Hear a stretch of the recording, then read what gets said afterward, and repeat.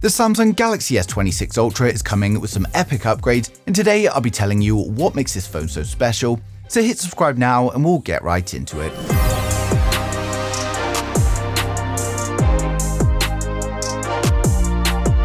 So first up, for anyone impatient and wanting to get a new device now, Samsung have a great deal on their website with up to 1,000 off in trading credit, as well as an instant 300 off for select colors, and there's great deals for the S25, the Fold 6 and more. And of course, I've placed a link down in the description below, or you can also click the card in the top right corner, so go ahead and check it out now. Next up, we've got great news that the S26 Ultra is going to be using the new silicon carbon battery technology, which has a higher energy density, and it means it will get a larger battery capacity, and then it's also safer than lithium-ion with a lower risk of overheating, which means that we should also see some significant improvements to the fast charging as well.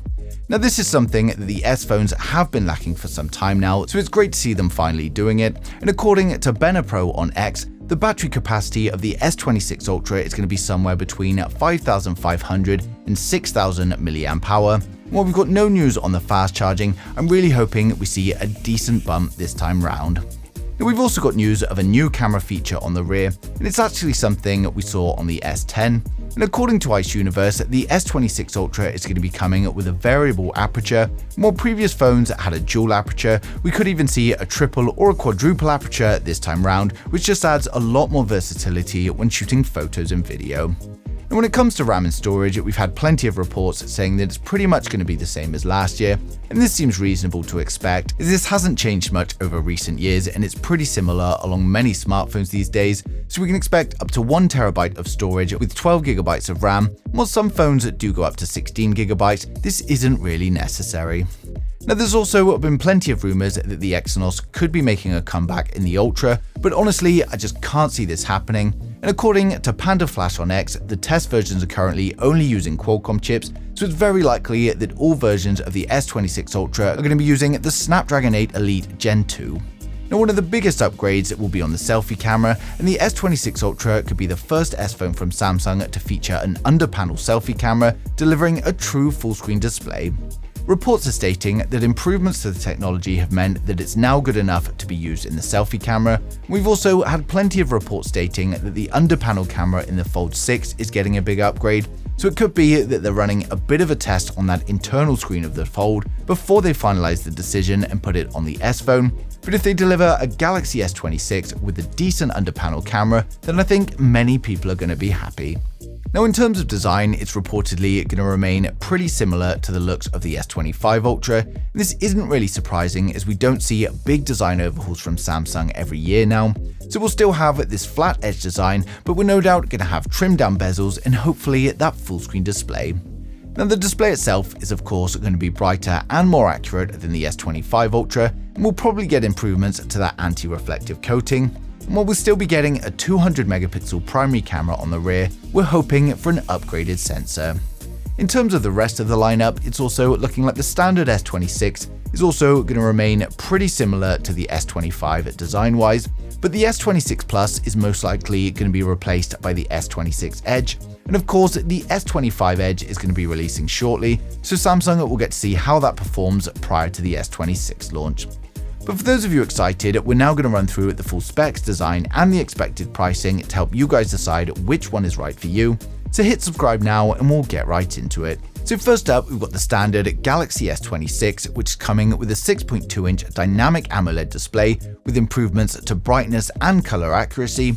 We get a 120Hz display with HDR10+ and a resolution of 1080 by 2340, and it's going to be protected by Gorilla Glass Victus 3. We get a 12 megapixel punch hole camera for the selfies, then over on the rear it's a triple camera setup consisting of a wide, an ultra wide and a telephoto, but unfortunately at this time we don't know the exact sensors being used. It's going to be powered up by the Snapdragon 8 Elite Gen 2, and it's coming with 12 GB of RAM and up to 512 GB of storage, which will be UFS 4. It's coming with a 4,000 mAh battery with 25-watt fast charging and 15-watt wireless charging, and it will of course come with 5G, Bluetooth 5.4, Wi-Fi 7 and ultra-wideband support, and it's going to be launching with One UI 8 based on Android 16, and it's expected to launch from $800 in January 2025. Now next up, we've got the Samsung Galaxy S26 Plus, which may also be the S26 Edge, and it's coming with a 6.7-inch dynamic AMOLED display with improvements to brightness and color accuracy. We get a 120Hz display with HDR10 Plus, a resolution of 1440 by 3120, and is protected by Gorilla Glass Victus 3. We get a 12-megapixel punch-hole camera for the selfies. Then over on the rear, it's a dual camera setup consisting of a wide and an ultra-wide, but unfortunately this time we don't know the exact sensors being used.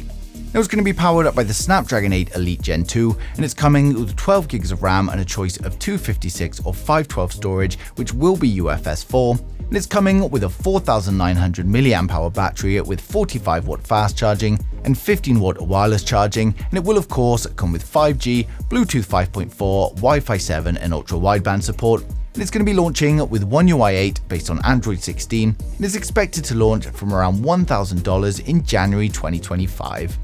Now finally, we've got the most premium model, the Samsung Galaxy S26 Ultra. And the S26 Ultra is coming with a 6.9-inch dynamic AMOLED display, and again we've got improvements to brightness and color accuracy. We get a 120Hz display with HDR10 Plus and a resolution of 1440 by 3120, and it's going to be protected by Gorilla Glass Armor 3. Now there are many reports of the first under-panel camera on the S phone, and this is likely going to be an 8-megapixel under-panel selfie camera. And then over on the rear, we get a quad camera setup consisting of a wide, an ultra-wide, a telephoto, and a periscope camera. But again, at this moment in time, we don't know the exact sensors being used. It's going to be powered by the Snapdragon 8 Elite Gen 2 in all regions, and it's coming with 12 GB of RAM and up to 1 TB of storage, which will of course be UFS 4.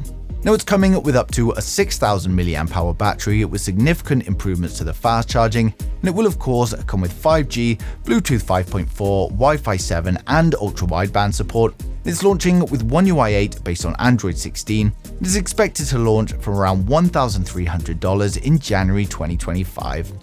So overall, it's looking like the Samsung Galaxy S26 is going to be an exciting release, especially if the Ultra is the first S phone to feature the under-display camera. And it also looks like Samsung are going to be continuing the same strategy of improving and refining their phones rather than completely redesigning them for the sake of it.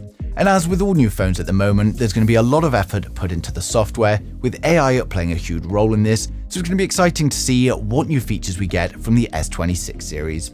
Now launch is still quite a way away, and of course we'll be receiving plenty of information as we approach the launch, and of course I'll be sharing anything as soon as it comes in, so make sure you subscribe so you don't miss a thing in the future.